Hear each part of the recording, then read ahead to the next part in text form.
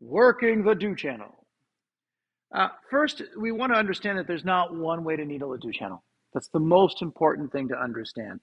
Just like there's not one way to needle the hua tuo, where you've got the hua tuo where you are really along just next to the spine, scraping on the bone. You've got threading in between to go a little bit deeper to get those fidi something or others, multi-fidi, multi-pass, right? And then going even further out and coming in at an angle to get the front of that spine, right? So the idea that there is a way is incorrect. Uh, Also, it depends what we're looking for. Sometimes the issue is a tightness and a fascia issue. So really the problem is the skin being pulled taut on the top of each of these. Um, this, thank you, but the top of the vertebrae is the fancy. Thank you, spinous process. We got to get our language jog here, while he can still talk. Um, so sometimes the issue is the body's just pulling tight, and so the sensations are because it's hitting those spinous processes, right? So there, we want to be thinking about: do we need to move the gunk that's at the top of the mountain, right? Or do we need to be releasing hua tuo or outside so there's less pressure there? So that's the first thing to know. The second thing to know is if we can all visualize, since we all have a skeleton in our clinic and we know what the body looks like, so it has a down edge. And so sometimes what we need to do is just to get into the top of the lower spinous. All right. So here are my two vertebra, and I'm going in, and that's the standard needling that everyone does. If you continue, you're going to hit the top of the lower vertebra.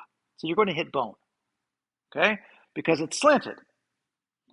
And in any area of bone, the crevice, what I call under that ledge here, the hip ledge, anywhere where you have bone and a space, gunk can build up, flotsam and jetsam, that can cause problems.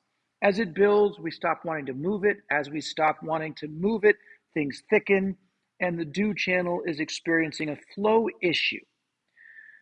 Finally, there is the needling where you're actually going to thread in between the two vertebrae and aim your needle upwards so you can really get into what people say, the spinal column. There's a lot of fear around that, a lot of silliness. Just remember that spinal tap is a real thing, not just a rock band.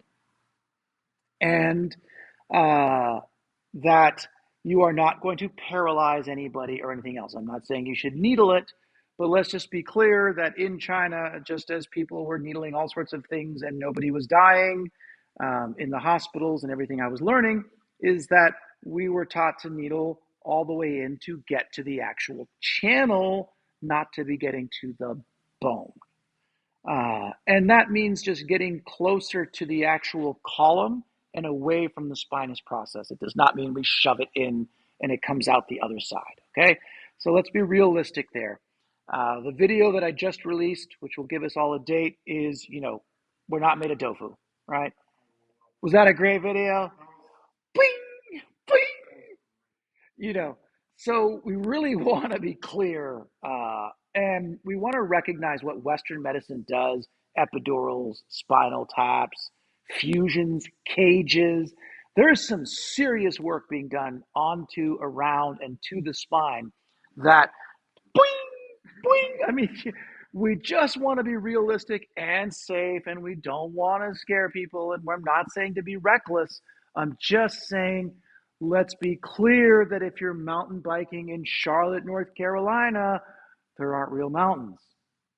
You come up to Asheville and Brevard and you're like, this is so great. This is the ultimate. And the people out in Utah and Colorado are like, right?